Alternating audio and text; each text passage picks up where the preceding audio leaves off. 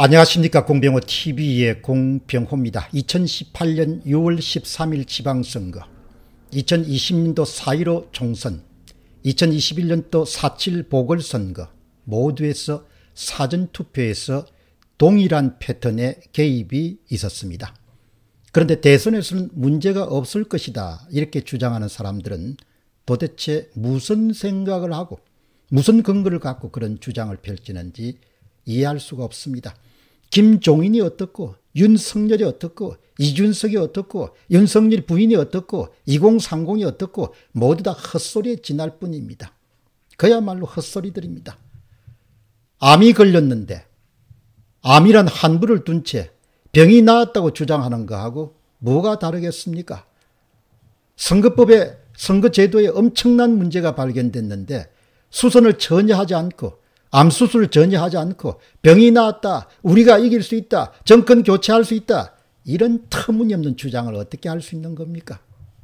그야말로 양심불량 그리고 비겁함의 절정이라고 볼 수 있겠습니다.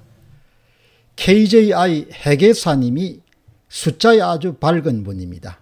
자신의 페이스북에 올린 글은 전곡을 찌릅니다.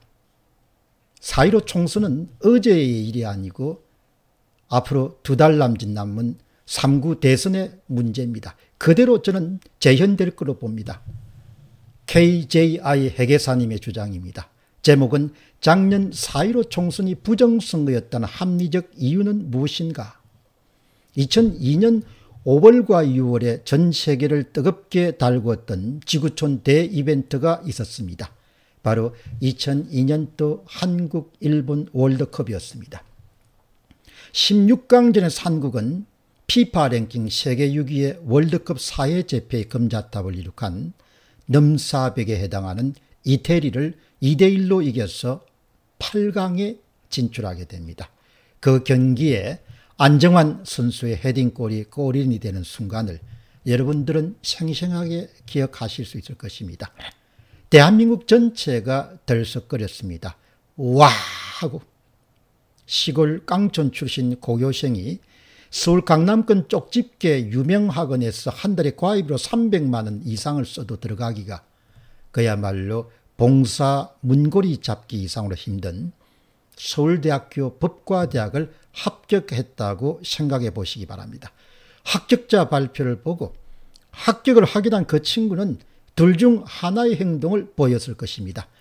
마치 온 세상을 얻은 것처럼 펄쩍펄쩍 날뛰든지 아니면 신에게 갑자기 커다란 은혜를 받아서 감격해서 덜썩 무릎을 꿇고 두 손을 모아서 부르르르 떨면서 감격의 눈물을 흘릴 것입니다. 감사합니다. 감사합니다. 이런 말이 저절로 연발로 나왔을 것입니다. 저 역시도 그동안 수많은 국회의원 선거 방송을 보면서 성장했습니다.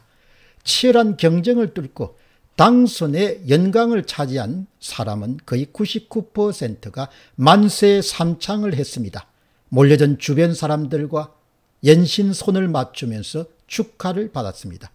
이게 가장 정상적인 인간의 기본적이고 평균적이고 일반적으로 기대하는 그런 행동 양식입니다. 그러나 아주 이상한 행태를, 그것도 집단적으로 전혀 이해할 수 없는 형태를 저는 목격하게 되었습니다. 지난 2020년도 4.15 한국 총선에서 무려 180석이라는 압도적 승리를 거머쥔 집권 여당인 더불어민주당 개표 상황실에서 벌어진 이상한 행태를 말하는 것입니다. 개표방송 출구조사 결과 발표로 여당의 압승으로 끝난 결과를 두고 그 자리에 모인 수백 명의 사람들은 침묵했습니다. 어느 한 사람 길길이 날뛰면서 승리를 만끽하는 사람은 없었습니다. 참으로 이상하고 기이한 일이 바로 4.15 총선 더불어민주당 개표 상황실에서 일어났습니다. 오히려 이당영 대표는 자숙하자, 민의가 두렵다는 그런 이상한 말을 남겼습니다.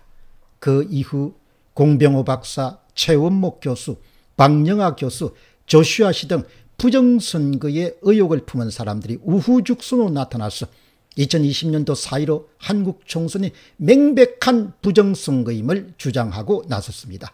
박영하 교수 등 세계적으로 내놓아도 손색 없는 통계학의 석각들은 2020년도 4.15 사전선거에 중앙선거관리위원회의 대대적인 불법이 자행됐음을 주장했습니다. 가로세로 연구소는 100여 건 이상의 부정선거 소송장을 선거관련 대법원에 제출했습니다. 그들의 유튜브를 통해서 한국의 중앙선거관리위원회와 대법원의 이해 못할 행태와 대법원의 재검표 결과 나타난 수많은 투표지 위조의 증거물들을 보여주었습니다. 더 나아가서 통째로 투표함을 바꾸치게 했음을 주장하며 중앙선거관리위원회와 대법원을 걸고 넘어갔습니다. 소송 당사자 중 가장 결정적 피해자로 보였던 민경욱 전 의원도 결정적인 부정선거의 증거물을 확보하고 이것을 문제 삼고 투쟁 중입니다. 여러분 자 생각해 보시기 바랍니다. 만일 부정선거가 아니라면 중앙선거관리위원회는 공병호 박사와 가세연, 민경욱 전 의원 등을 허위사실 유포죄로 진작 형사고발을 했을 것입니다. 그러나 중앙선거관리위원회는 침묵했습니다. 국가 공권력에 대한 심각한 도전 행위를 놓고 그들이 침묵하는 이유는 무엇이겠습니까? 그것은 소송으로 진행되게 되면 앞날에 무슨 일이 벌어질지 그들은 알고 있었을 것입니다. 소송이 진행되면 허위사실 유포에 해당하느냐 그렇지 않은 날 두고 모든 증거물들이 법정에 쏟아져 들어올 것입니다. 그런데 그 증거물들이 거의 100% 부정선거임을 확정할 수 있는 증거물이었던 것입니다. 그 부정선거에 관한 명백한 증거물들을 두고 만일 원고 중앙선거관리위원회에 손을 들어준다면 후일이 두려웠을 것입니다. 거기에 관련된 모든 소송 당사자들은 역사적으로 결코 용서받지 못할 죄를 짓게 되는 것입니다. 그래서 그들은 침묵하게 되는 것입니다.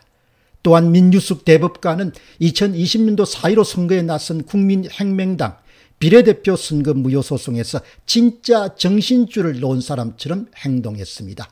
2021년도 9월 6일 그러니까 선거 무효소송장이 제출된 이후 무려 1년 2개월이 넘긴 소송의 재판기일에 재판을 진행할 수 없다고 주장하고 줄행랑을 쳐버렸습니다. 그 이유가 무엇이겠습니까?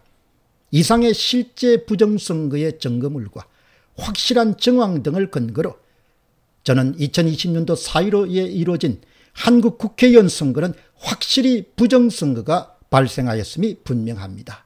참고로 허위사실 유포와 관련한 처벌은 대한민국에서 허위사실을 유포할 경우 행법이나 정보통신망 이용 촉진 및 정보보호 등에 관한 법률에서 명예훼손죄나 행법상 업무방해죄, 공직선거법 제250조, 전기통신기본법 제41조 1항에 의하여 처벌을 받는다.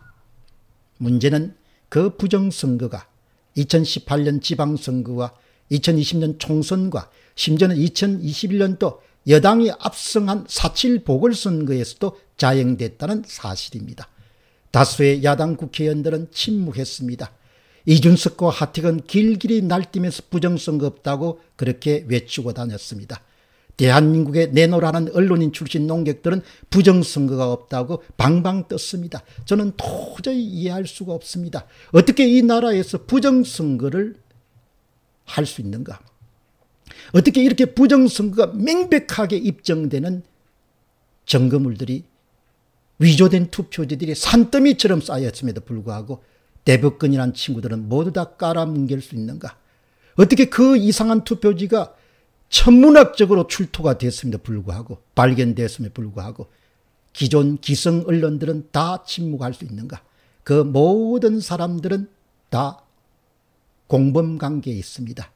이 나라가 좌파 영구 집권으로 줄다름치고 이 나라가 좌파 장기 집권으로 줄다라치고 선거에 의해서 권력을 견제하거나 지도자를 뽑을 수 있는 그런 체제가 되면은 이 나라는 이 정도의 비겁함과 정거 앞에서 깡그리 무시하는 그런 상황이라면 이 나라는 망해도 싸다고 봅니다. 불법과 불의가 강물처럼 흐르는 나라에 사는 백성들은 노예가 되기로 결심한 것으로 밖에 저는 해석할 수가 없습니다. 따라서 3구 대선은 지금 한참 쇼가 진행 중이지만 결과는 정해져 있다고 저는 봅니다. 어떻게 이기겠습니까? 3번을 당하고도 4번째까지 제도를 바꿀 수 없는 그 야당의 무관심과 비겁함에 대해서 역사는 준엄한 제가 볼 때는 책임을 물을 것으로 봅니다. 이준석이가 아니라 이준석이 할아버지가 아니라 2030 무슨 표를 주든 말든 그건 다 제가 볼 때는 그냥 쇼쇼쇼입니다. 쇼쇼쇼. 공병호 TV의 공병호였습니다. 감사합니다.